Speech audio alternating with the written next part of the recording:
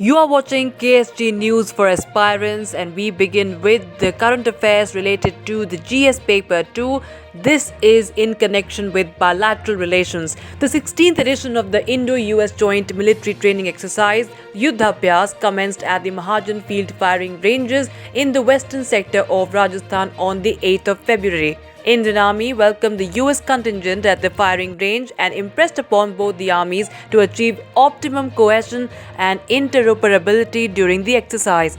The exercise near the India-Pakistan border aims at enhancing cooperation and interoperability between the two armies and will focus on counter-terrorism operations under the United Nations mandate.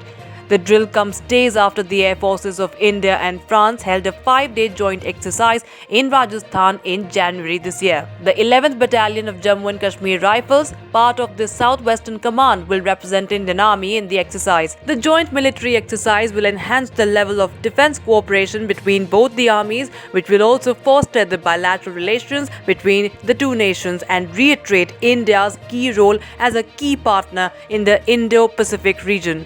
The exercise being held in India also assumes significance in the backdrop of recent developments on northern borders and conveys the strategic posture of the two nations as well as enhanced upward trajectory in Indo-US relations.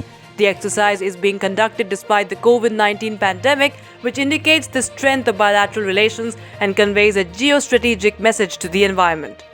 Going into some background for this piece of news, started in 2004, Exercise Yuddhabhyas 20 is the 16th edition in the series of bilateral exercises under this banner. The last edition of the joint exercise was held in USA, Seattle.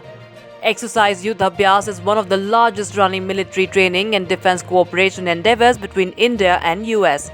The joint bilateral exercise is indicative that both the countries understand the common threat of terrorism and stand shoulder to shoulder in countering the same. The exercise will go on till 21st of February 2021. In some more news related to the GS Paper 2, this is in connection with polity. The Rajya Sabha on the 8th of February 2021 cleared the Jammu and Kashmir Reorganisation Amendment Bill 2021 that seeks to replace the ordinance to merge the Jammu and Kashmir cadre of civil services officers with the Arunachal Pradesh, Goa, Mizoram Union Territory cadre. The bill was introduced in the upper house of the parliament last week. So what are the salient features of this bill?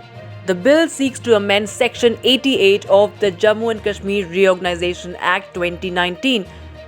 This provision prescribed that members of the cadres of IAS, IPS and IFS for the existing state of Jammu and Kashmir shall continue to function on the existing cadres in the newly formed union territories. The bill seeks to amend this provision and make the existing cadre a part of the Arunachal Pradesh, Goa, Mizoram and Union Territories cadre. Consequently, all future allocations of all India Services officers for the UT of Jammu and Kashmir and the UT of Ladakh shall be made to Arunachal Pradesh, Goa, Mizoram and Union Territories cadre. The Constitution of India is now fully applicable on Jammu and Kashmir, and that the bill will enable availability of officers in Jammu and Kashmir who have experience of running Union Territory administration. Around 170 central laws are being implemented in Jammu and Kashmir. The bill will increase the strength of officers in the Union Territories of Jammu and Kashmir and Leh. And now in some news related to GS Paper 3, Science and Technology, the Civil Aviation Ministry and the Directorate General of Civil Aviation, that is the DGCA, on the 8th of February said that they have granted conditional exemption to the Board of Control for Cricket in India, that is the BCCI, for the deployment of drones for live aerial cinematography of the Indian cricket season in 2021. Now, what does this really mean? Now, this would not be the first time that permissions are being granted to use drones for live aerial cinematography of matches.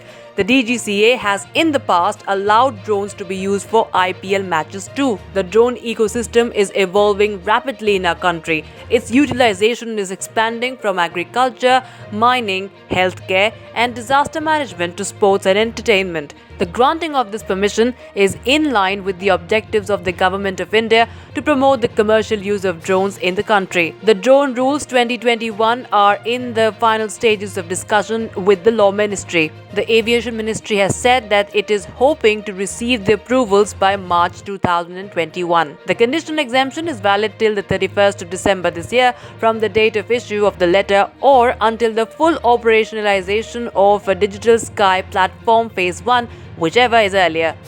This exemption shall be valid only if all conditions and limitations as stated are strictly adhered to. In case of violation of any condition, the exemption shall become null and void. In some other news related to the GS Paper 2, international relations, the US will not lift economic sanctions against Iran until it complies with the terms agreed under a 2015 nuclear deal. However, Iran's Supreme Leader Ayatollah Ali Khamenei said that Tehran would only return to compliance if the US first lifted all economic sanctions.